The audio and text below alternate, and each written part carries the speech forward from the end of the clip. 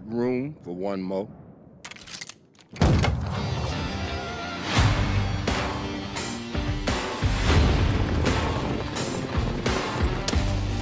They call him the hangman.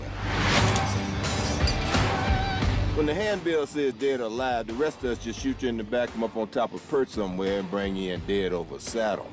But when John Roof, the hangman, catches you, you hang.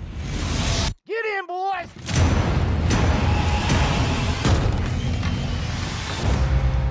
This here is Daisy Domergue. She's wanted dead or alive for murder.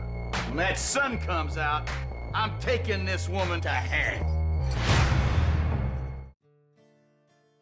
Hi, Quentin. Hello.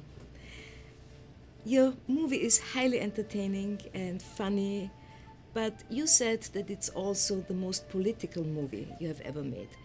Can you please elaborate a little bit on that? Yes, I can. I mean, I kind of don't want to.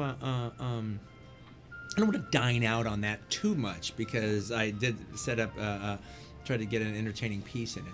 Having said that, though, it's. I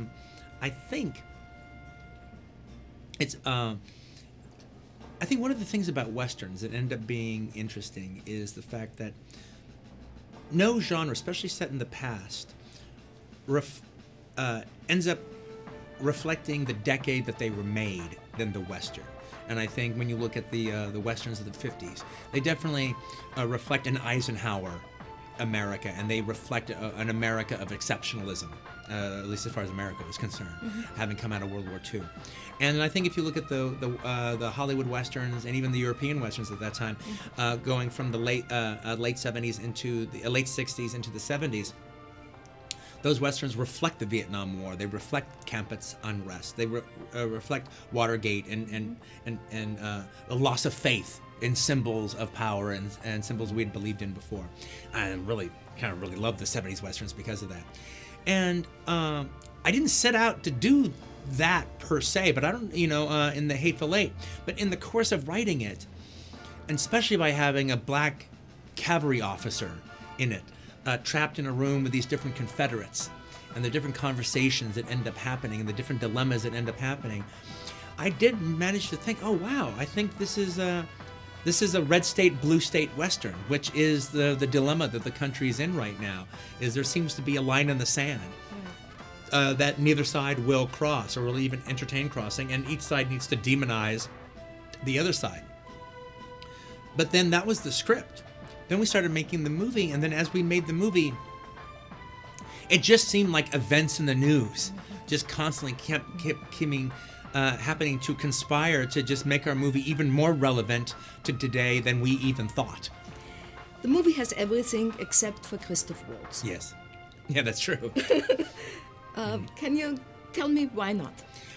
Like, I would have loved Christoph to be in this movie.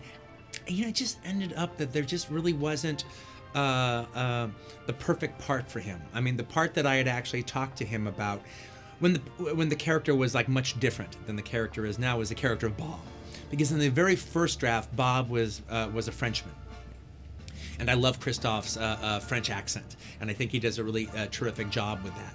And so I did talk to him about it, but I think we both realized it just, we would be shoehorning him into the piece. Having said that, I've heard and I believe that he is very distressed to not have been in it. All right, he misses me and us, the rest of us, terribly, and I have to say, because especially since I was so proud of the script, I was a little heartsick going into the rehearsals, knowing I wouldn't have Christoph's take on the material, and I wouldn't have Christoph as a collaborator that helps me have this material reach its final conclusion. He's become an important member of even my creative id, and he was sorely missed on this film. That's the biggest compliment you can pay him. I mean it. Wonderful. Thank you so much. Thank you so much, darling.